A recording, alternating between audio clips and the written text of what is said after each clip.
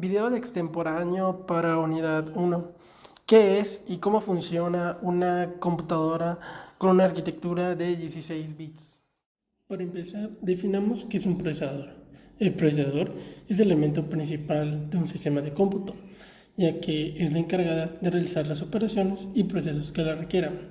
Por ejemplo, una amplificación que requiera resolver algún proceso, pues rápidamente a través de sus elementos y componentes solicite ayuda al procesador para poder realizar sus tareas.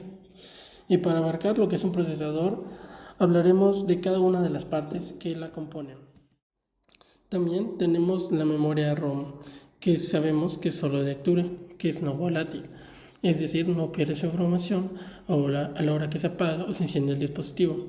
Aquí almacenamos los registros que son de meramente utilidad para el sistema. Por ejemplo, una de las principales características que aquí se puede almacenar BIOS, que es un programa de arranque del sistema que permite comunicarse con los demás dispositivos. Otro elemento importante de un procesador es la memoria RAM.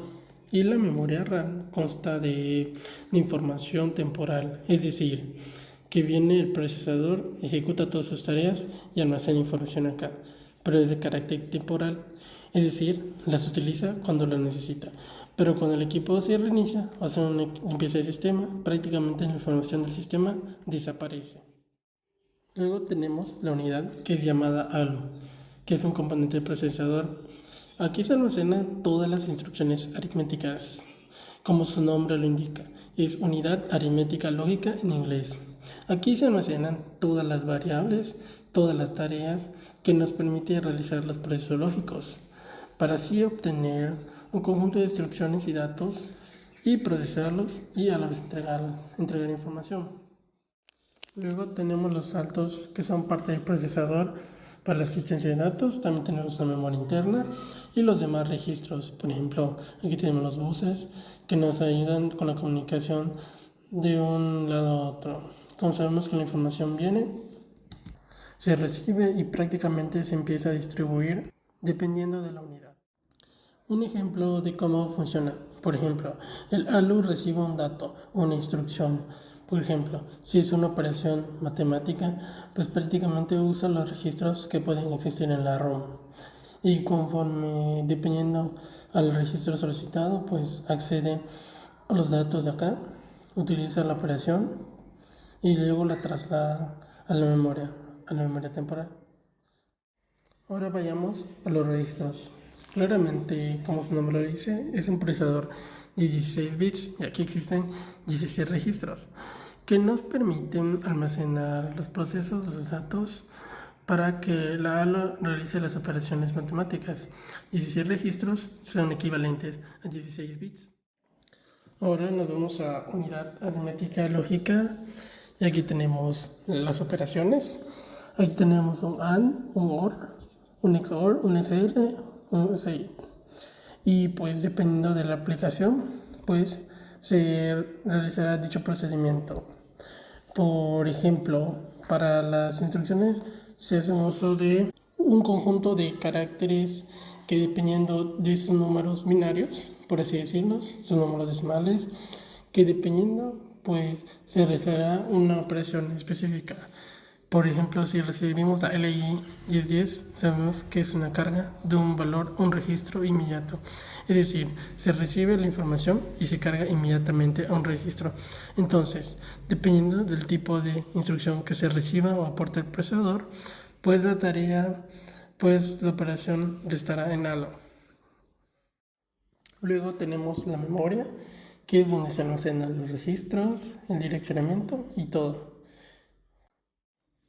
Y luego tenemos las operaciones de AND, OR y XOR. Y así sucesivamente tenemos diferentes componentes que permiten la utilización del procesador de 16 bits. Y pues ahora se inicia y se presta la operación. Luego pasa a través de la memoria ROM, a través del ALU, a través de la RAM, a través de los buses, de los registros, los saltos, la memoria. Y entonces aquí prácticamente pasa la información para el procesador dependiendo de la instrucción solicitada y se entrega un resultado a través de los dispositivos de entrada y salida. Todo esto es lo que hace el funcionamiento de un procesador de 16 bits. Cada parte del procesador es muy importante, como ya vimos. ¿Por qué? Porque tiene una función de acuerdo a lo que se solicita o a lo que se requiere. En una instrucción de 16 bits caben campos para identificar un conjunto restringido de operaciones, de 5 a 6 bits. Indicar cuáles son los registros fuente y destino, 4 bits para cada uno, y algún bit extra para funciones especiales, como identificar modo de direccionamiento y si es una instrucción de byte a word, por ejemplo.